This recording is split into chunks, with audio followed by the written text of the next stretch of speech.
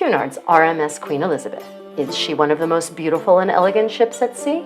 Join me for a detailed tour and find out for yourself. Next up, Deck 2, this Contessa's favorite deck. Perhaps you can figure out why? We're actually going to start, in an important part, at the entrance to the Britannia Restaurant. And this is going to give you a feeling, this space, for the sort of Art Deco decor that's going to await you on the rest of our tour. Gorgeous, isn't it? Let's go. The Britannia Restaurant is the main dining room where the majority of passengers eat.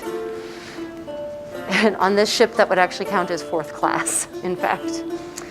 And it's a two-story restaurant, so there's also a level above us, but we can't go in right now, it's too late. We'll try to get some footage later on. So leading down from the restaurant, which is in the very back of the boat, we have this gorgeous corridor that just screams Art Deco loveliness. And on all sides, well, on the left side, you have these paintings actually of various major cities that this ship visits. We have the lovely Art Deco motifs over here. Coming down the corridor, we have the Britannia Club. The Britannia Club restaurant is second class on this ship, and that basically it's the same food as the main dining room, but the people in those cabins can dine whenever they want. They don't have a set seating time. Whereas in the Britannia Restaurant, you have two seatings, an early seating at 6 and a late seating at 8:30. So you're fixed in when you can go and eat there. Continuing on, look at all this lovely wood paneling. Here to the right, we have the Carinthia Cafe. And this is a place where you can order premium hot beverages, coffees, hot chocolates, more expensive quality teas. I think it's just an absolutely stunning space. As you can come and see here, it's got this gorgeous, rich sets of colors and upholsteries and textures, gorgeous wood detailing on the ceiling, lamps that really harken back to an elegant era of cruising, which is really what the Queen Elizabeth is seeking to recreate. For those of you who are Wodehouse fans, Jeeves and Worcester could have happened here. So the Queen Elizabeth has a lot of spaces where you can just sit and be comfortable. Really elegant, comfortable nooks and crannies. So here's one, for instance. And everywhere you look, there's just beautiful artwork. That set of peacocks, for instance, that's a canvas, that's a painting. It's not a print, it's handmade by some really skilled artist. So over here, we're now at the heart of the ship, and this is the grand lobby, and it is such a gorgeous, elegant design. So it's not big and massive and bombastic like a lot of cruise ships are. This is a much more elegant and yet elaborate design. You know, take a look around. We've got the Queen Elizabeth in wood marquetry. I mean, that's another beautiful piece of artwork.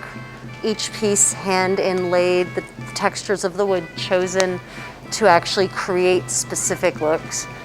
And then you have the set of balconies from the third deck. We're on the second deck, looking down into the lobby below with its gorgeous marble inlaid floor. That grand piano, there's a pianist there at least 2 times a day, and often there's a string trio seated there as well, playing beautiful music. Pro tip for exploring any of the queens: stay up past midnight and you'll have the entire ship to yourself.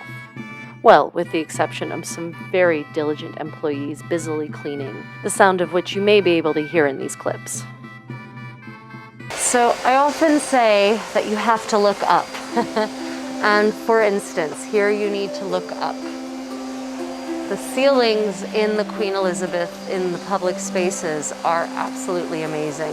You know, you have this piece of metalwork, which is gorgeous. And then of course, for instance, in here, we have this amazing Tiffany ceiling. Next, the library. So a lot of cruise ships have libraries, but no cruise ship that I know has libraries like Cunard does, and the Queen Elizabeth is no exception.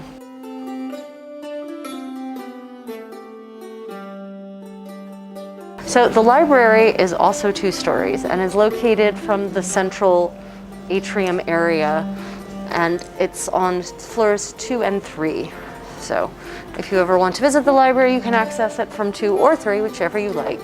And of course, more artwork, amazing wood inlay, gorgeous wooden floors, wood paneling. Everything creates this gorgeous sense of warmth and elegance all at the same time. So also on deck 2, we have the Verandah. And the Verandah is a so-called premium restaurant. It is a surcharge restaurant, so that means you have to pay $25 for lunch, I think, and $45 for dinner. So it's another dining experience, and supposedly it's supposed to be like a 1 Michelin star sort of experience, but honestly, the food in the main dining room is pretty excellent. I'm not really certain it's worth the surcharge.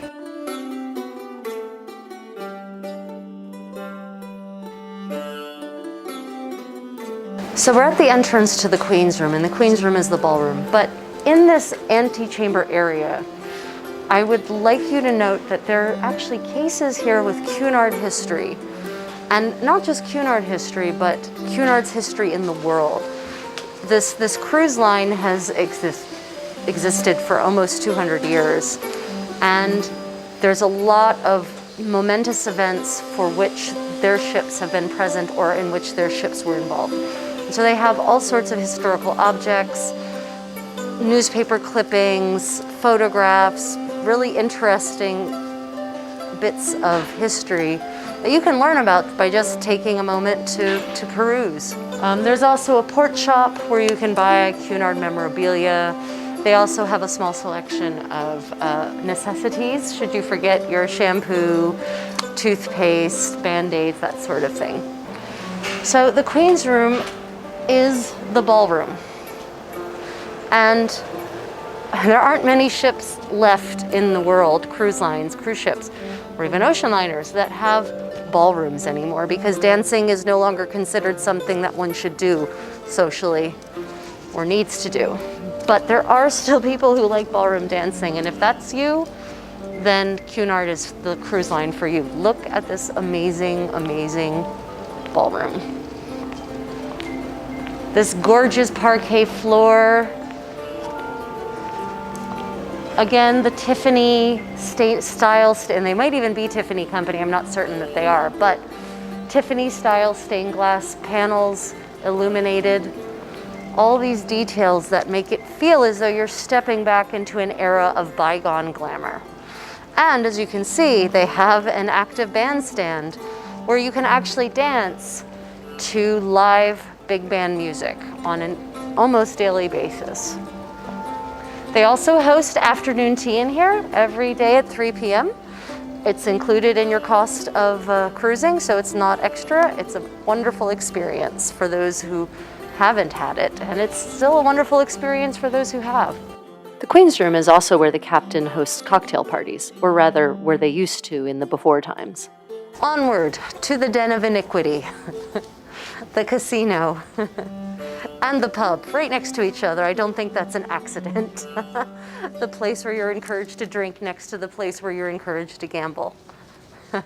So here is the Golden Lion Pub, and it is a place where the food is complimentary, so you get usual pub fare, fish and chips, pork pie, kidney pie, that sort of thing. I think also chicken tikka masala. And as you can see, it is an elegant pub, but it is definitely a pub. Complete with hammered tin ceilings, the typical pub colors, greens and browns. Right, this is a really comfortable place. They do trivia in here. They have an Irish duo who plays pretty frequently. It's a fun place to be, and of course, God knows if there's a game of some sort, it's here. Oh, apparently the Foster's was on sale today. Also the Christmas sale. So this is the casino. And they have the usual one-armed bandits, which are no longer one-armed. They have blackjack and roulette and craps, and they don't have craps. Oh, you're right. No, they don't. They have blackjack and roulette and various sorts of poker on offer. So plenty of ways for you to lose money. Onward.